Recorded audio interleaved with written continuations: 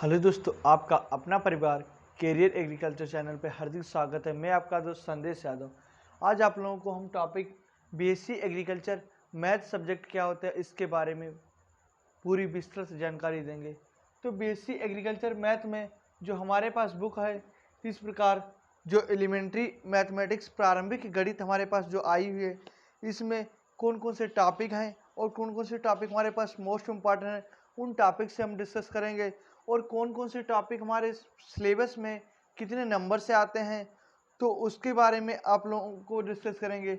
और इसके अलावा आप लोगों को कोई भी जानकारी चाहिए है तो इस नंबर पे आप लोग कॉल कर सकते हैं 93690444।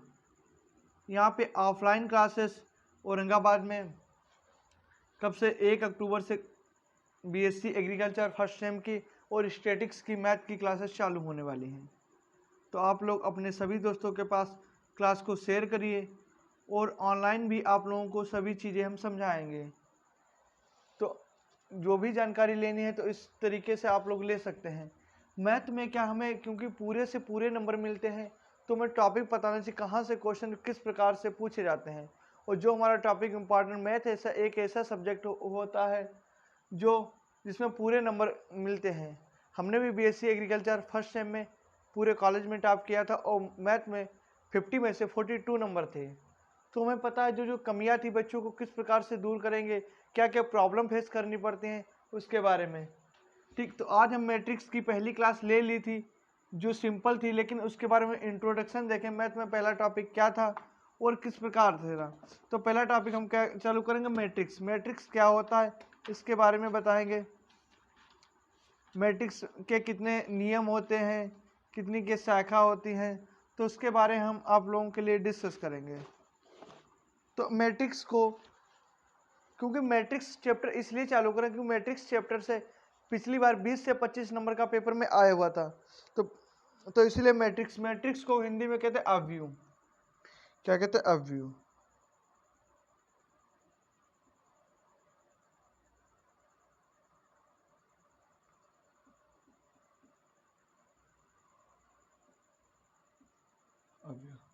अब मैट्रिक्स की डिफिनीशन क्या होती है, जिन संख्याओं के पंक्तियों और स्तंभों को क्या बोले, जिन संख्याओं को पंक्तियों और स्तंभों में एक आयताकार सारणी के रूप में व्यक्त किया जाता है उसे हम एक बार डिफिनीशन को रिवाइज करेंगे, क्योंकि डिफिनीशन और 4 से 5 नियम हम लोग पहली क्लास में डिस्कस कर चुके हैं। इसी चैनल पे आप लोगों को सभी मैथ की क्लासेस, स्टैटिक्स और इस मैथ की पूरी बुक का सोल्यूशन कराया जाएगा। तो आप लोग जो भी पहले चैनल पे नए हैं तो चैनल को सब्सक्राइब जरूर कर लीजिए। डिफिनीशन हम आप लोगों को बता चुके, लेकिन एक बार समझाने की कोशिश करेंगे। हमने क्या बताया, मैट्रिक्स में पंक्तियों और स्तंभों की सारणियों को एक प्रकार से व्यवस्थित किया जाता है, मैट्रिक्स कहलाता है। जैसे मान लो डिफिनीशन जो होता है कि जिन संख्याओं के निकायों और पंक्तियों तथा स्तंभों के सारणी के रूप में व्यवस्थित करना, क्या पंक्तियों और सारणी के रूप में स्तंभों को व्यक्त करना ही क्या कहलाता है, मैट्रिक्स कहलाता है। तो इसकी डिफिनीशन सबसे पहले लिखेंगे, जिनमें संख्याओं को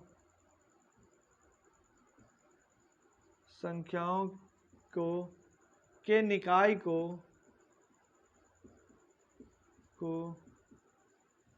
पंक्तियों तथा स्तंभों के रूप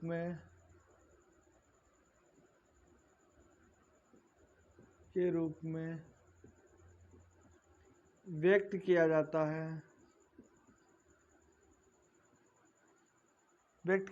है, अर्थात तथा व्यवस्थित रूप से आयताकार सारणी को ही मैट्रिक्स कहते हैं।